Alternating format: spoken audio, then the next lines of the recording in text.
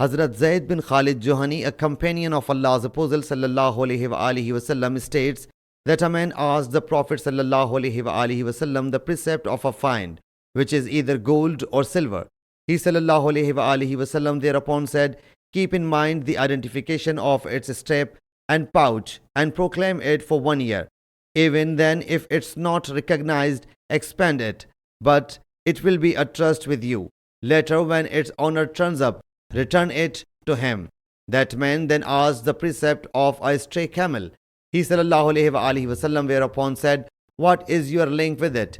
Leave it alone, for it has its shoes and water container with it.